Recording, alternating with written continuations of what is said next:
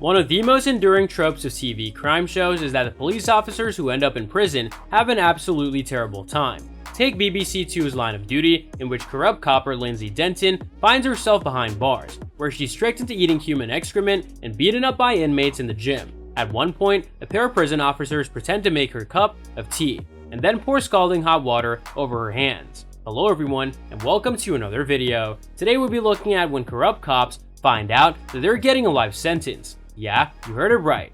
But this is a crime drama. The reality surely can't be that bad. Prison is a lot less violent than people generally think it is, says Carl Cattermole, the author of Prison, a Survival Guide, a practical guidebook based on his own time behind bars. But that's probably not the case if you're a police officer. He admits there's a kind of criminal ethic today that is basically anything goes except pedophiles that get killed and cops get maimed. That's the really basic and quite boring moral code of criminals. It's reasonable then to expect that former police officer would not receive a glowing welcome on a typical prison wing. But what the more fanciful depictions of prison violence get wrong is that it's unlikely that the police would be put on a normal wing in the first place. There's a better chance they'd be placed on a separate wing, according to Neil Sam Samworth, a former guard and author of Strange Ways, a prison officer's story, a memoir about his time working in one of England's most notorious prisons. At the reception interview, prisoners are asked about the offense they committed and what their occupation was. So unless someone lies, it'll be flagged up that someone's an ex-police officer straight away.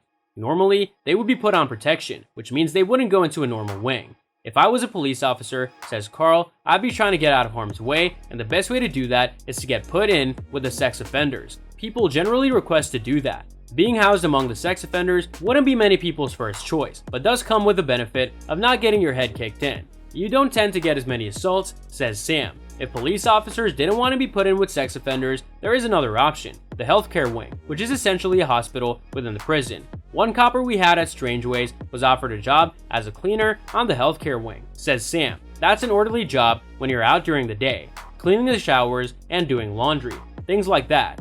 This policeman remained on the healthcare wing for the full 3 years that he served. Despite being in robust health, it's quite a safe environment, says Sam. There aren't many prisoners, it's a very small one, and a lot of people there are ill. However, according to Sam, some former police officers turned down the offer of protection and chose to take their chances on a normal wing instead. Ex-police might be moved to a prison in a different region, where there's less chance of them being spotted by someone who knows them, or worse, someone they've arrested. Sometimes, they're placed in a large wing and do a good enough job of keeping their heads down that no one ever finds out who they are. Today, the first thing to tell any prisoner is, don't talk about offenses with other inmates, says Sam.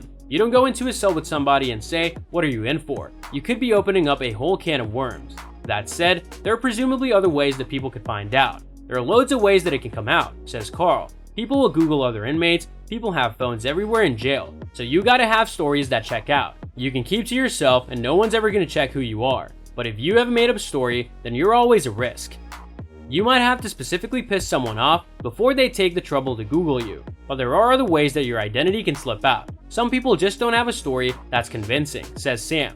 We've also had people caught out from photos in newspapers. What about the idea, propagated by so many prison dramas, that people would tamper with your food? As well as all these nightmarish tropes in real prisons, measures have been taken to prevent this kind of thing from happening, precisely because at one point they did. At Strange Ways, the kitchens are located quite a long way from the wings, says Sam. So when the food trolleys come over, the prisoners who work in the kitchens don't actually know where they're going. Prior to this, if they knew the food trolleys were going to the vulnerable person's wing, then they might well interfere with that food. Despite the damage that some inmates might like to inflict on police officers, Carl stresses that prisons generally aren't as violent as people think. Jail isn't a tenth as violent as it's made out to be, he says. People think it's all brutality, murder, heroin, Fred West, but people in there are there for non-violent crime.